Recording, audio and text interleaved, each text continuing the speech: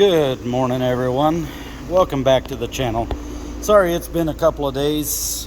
Actually, it's been about a week since I posted a video. I've been up to Canada on vacation and just got back, and I've got a 2013 Volkswagen Passat. It has 141,440 miles on the odometer. This will be my personal car, and it has the TPMS light on, and when you start it, it says check tires. I'm going to shut it off and we'll restart it here, and it should come up. Alright, starting sequence. Welcome to your Passat. And then here shortly, possibly, it might have not been shut down long enough. And I do have the door open. Let's close the door, see if it comes up. Yeah, it's not going to do it. Anyway, it comes up. Please check your tires. And this light right here, that's your TPMS light. This is your foot on the brake light. So I put my foot on the brake, goes off. Anyway, this is the TDI. But if you have the majority of them, of the Passats have this. I don't remember for sure what the years are that this applies to, but we're going to reset that light. First of all, we're going to come out here and look to see what the tire pressures are supposed to be. Yes, you need to refill it to that, or else it won't be accurate. I don't have any low tires, or well, not that I can see. So we're going to pull out our filling and measuring device here. Get us plenty of space here. Alright, so what we want to do, make sure we have 33 pounds in each tire. Hard to do that one-handed. I'll be back when I get, I want to do all four of them. Alright, all the tires have 33 psi in them. Now, here's where we want to reset this. Make sure you're on flat level surface, which we are. We're on our concrete here. The other thing I forgot to mention, while you're at it, go ahead and make sure that you don't have any abnormal tire wear. None of the tires have a slip belt or anything like that. Usually you'll feel that while you're driving. But these Volkswagens are known to, I've had several where they'll wear the rear tires abnormally, and they're not far out of alignment. It only takes a little bit of alignment to straighten those up, but that can cause this light to come on as well. So, and I'll explain shortly how that light works in this Volkswagen Passat, because it does not use TPMS sensors.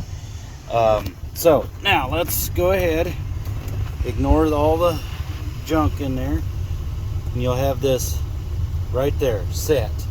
Now, you'll want to push and hold that for, I believe, 2 seconds. Yeah, 2 seconds, but not more than 30 seconds.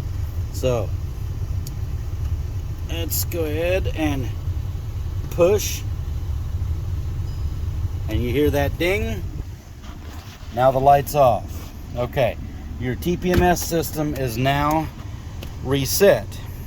Now, a little education moment here, and some of you may know this, some of you don't. The way these Passat, Volkswagen Passat, and I believe the Jetta does it as well, maybe most of the modern Volkswagens do it this way. They don't actually have a TPMS sensor in the valve stem, which is, this is just a regular valve stem in there.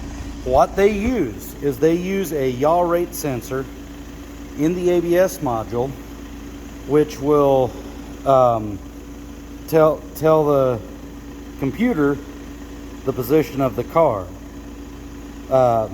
and then also the acceleration and all that stuff.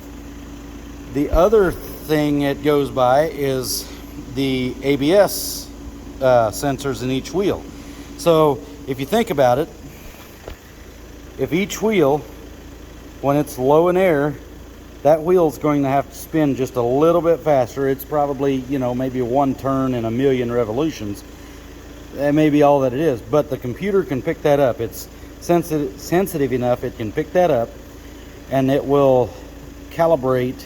So the way we've got it now, it, you know, how the car sets, that's why it's got to be on a flat level surface, how the car sets, the tire pressure, and everything. That's calibrated now.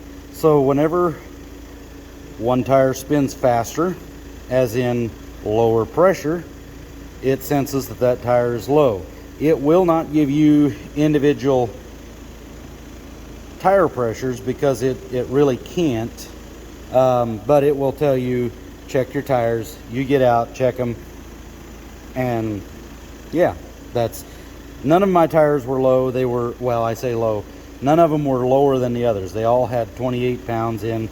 I haven't checked these tires in, well, since I put them on, which has probably been 20,000 miles, and I haven't even rotated them. A mechanic's car always gets neglected the most. I'm 2,000 miles overdue for an oil change. My tires are not been rotated for probably 20,000 miles, but I plan on doing that next week as soon as I get caught up here. But that's neither here nor there. But we checked, you know, checked the tread on the tires. They're all good. You know, even wear across them. The fronts are wearing evenly. There's no humps or bumps in them. We aired them up to 33 pounds, reset the system, and you should be good to go. Now, several things that will keep this thing from working properly is I've had trouble with, when I first bought the car, I had trouble with a little corrosion in the ABS connector. Cleaned that up and everything started working. You can have almost a half a dozen lights on in the dash just because of a malfunction with the ABS, something in the ABS. So don't panic if your TPMS system is disabled or no communication because of, you may have a bad ABS sensor. We just had a Volkswagen in here the other day that had the customer put a brand new aftermarket ABS sensor in there, and still couldn't reset the TPMS system. We couldn't even talk to the TPMS system with our scan tool.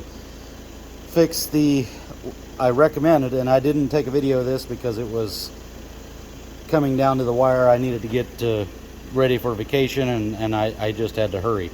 But we didn't make a video of it, but the sensor was reading, but it wasn't reading correctly. So we put in a factory ABS sensor in the left rear wheel, and that took care of our problem. We could now communicate with the TPMS system, and we could also communicate with our ABS system. All the light, it had like 3 different lights on, a bunch of dinging noises in the dash when they'd started, just drove the customer nuts. So on a Volkswagen, if you have a lot of lights on in the dash, don't panic.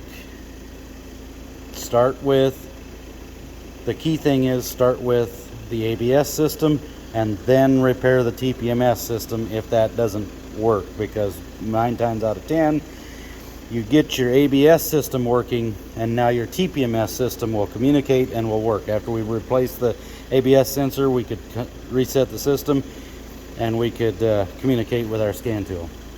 Anyway, long video, quick, you know, update on, or learning lesson, whatever, of how these work. They're a little different than your regular cars, and that's why I wanted to make a video of it. I hope this was helpful. If it was, please consider subscribing to the channel. I appreciate you being here, and as always, I want you guys to have yourselves a great day. It's warm outside. I'm gonna go home.